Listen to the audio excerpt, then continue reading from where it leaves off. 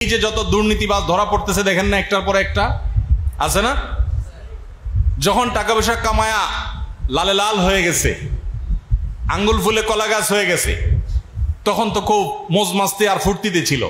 ধরা পড়ার পর মান সম্মান ইজ্জত আত্মীয় স্বজন সমাজ কোথাও মুখ দেখাবার সুযোগ নাই। বাকি জীবন বিদেশে পালিয়ে চোরের মতো পালিয়ে পালিয়ে দুনিয়া থেকে গ্লানি নিয়ে অপমানিত অবস্থায় দুঃখ এবং কষ্ট নিয়ে যখন চলে যাচ্ছে, এই মুহূর্তে যদি তাদের সাক্ষাৎকার নেওয়া যেত, আমি নিশ্চিত নির্ঘাত তারা বলতো যে হায়, এ সকল অবৈধ উপার্জন না করে নিজ দেশে সম্মান নিয়ে যদি দুনিয়াতে বেঁচে থেকে দুনিয়া থেকে যেতে পারতাম সেটা অনেক ভালো ছিল। তারা ওই কানাডার বেগম পাড়ায় বাড়ি করে অনেক সুখে শান্তি থাকতে পারে, কিন্তু দিন শেষে সবাই জানে যে লোকটা চোর, সে দুর্নীতিবাজ, সে ডাকাত। এই গ্লানি নিয়ে তার ছেলে মেয়ে তার পরিবার মরণ পর্যন্ত ধুকতে ধুকতে মরবে এবং যাবে। ওই যে চুলকানির সময় মজা ছিল, চুলকানি শেষ হওয়ার পরে জ্বালা শুরু। এজন্য ভাই, হারাম বর্জন করব, বর্জন করতে কষ্ট হলেও হারামে যাব না, যদিও আরাম হয় সেখানে। মনে থাকবে তো ইনশাল্লাহ।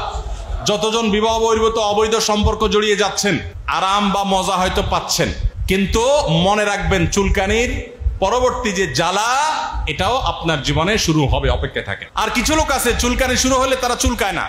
তারা কি করে না? চুলকায় না। তারা একটু হালকা ডলে ডলে কোন রকম জ্বালাটারে থামায় রাখে। এদের কি পরে জ্বালা পোড়া হয়?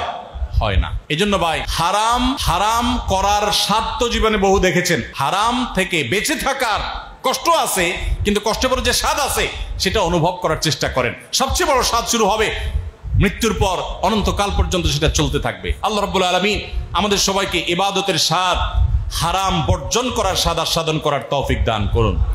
গোটা পৃথিবীর মানুষ যদি অপরাধের স্রোতে গা ভাসাতে থাকে, আল্লাহ আমাদেরকে স্রোতের বিপরীতে চলার তৌফিক দান করুন।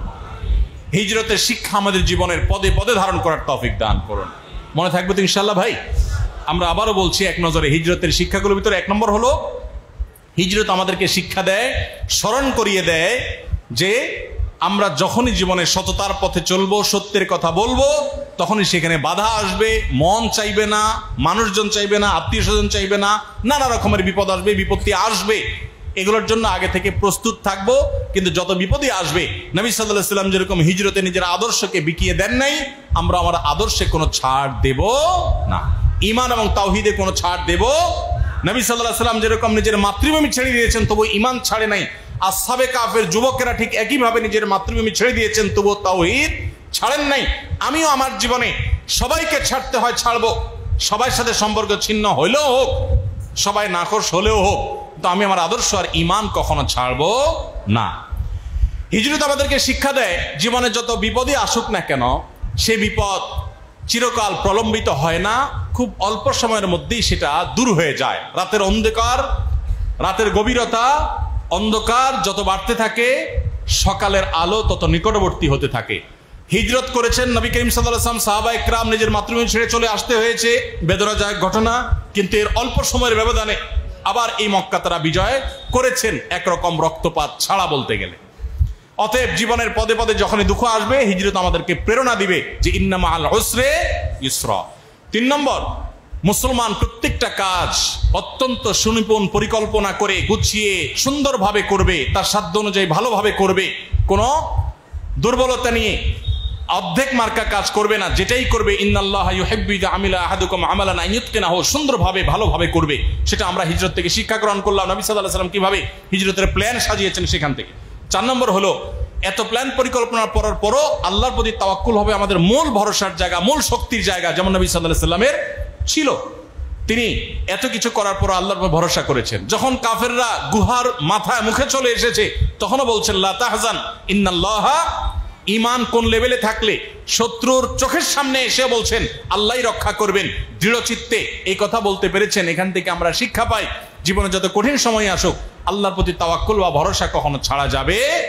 এরপরে যদি আমি বিপদে পড়ে যাই, তাহলে বুঝতে হবে আল্লাহ এর মধ্যেই আমার কল্যাণ রেখেছেন। ৫ নম্বর সর্বশেষ হলো, হিজরত মানেই হলো ত্যাগ, স্যাক্রিফাইস। সাহাবীদের স্যাক্রিফাইস, নবী সাল্লাল্লাহু আলাইহি ওয়াসাল্লাম স্যাক্রিফাইস, মুহাজিরদের স্যাক্রিফাইস, পরিবারের সদস্যদের স্যাক্রিফাইস, জমি জমা রেখে, সম্পদ সন্ততি রেখে, প্রিয়জনদেরকে রেখে, আত্মীয় স্বজন রেখে, চিরকালের জন্য চলে যাচ্ছে এমন এক গন্তব্যের উদ্দেশ্যে, যে গন্তব্য থেকে আবার কখনো নিজের মাতৃভূমিতে আসতে পারবেন কিনা নিজেও জানতেন না। এই স্যাক্রিফাইস, এটা ইমানদারের জীবনের সবচেয়ে গুরুত্বপূর্ণ বিষয়। স্যাক্রিফাইস ছাড়া, ত্যাগ ছাড়া ইমানদার কখনো ইমানদার হতে পারে না। অতএব হিজরত আমাদেরকে স্যাক্রিফাইস শেখায়। আমরা সকল হারাম বর্জন করার ক্ষেত্রে, সকল ইবাদত করার ক্ষেত্রে আল্লাহর নির্দেশকে সবকিছুর উপরে প্রাধান্য দিয়ে অন্য সবকিছুকে স্যাক্রিফাইস করবো তো ইনশাআল্লাহ। আল্লাহ আমাকে আপনাকে আমাদের সবাইকে আমল করার তৌফিক দান করুন। জাযাকুমুল্লাহু খায়রা ওয়া আখিরু দাওয়ানা আলহামদুলিল্লাহি রাব্বিল আলামিন। নামাজ কখন, আজান কয়টায় ভাই?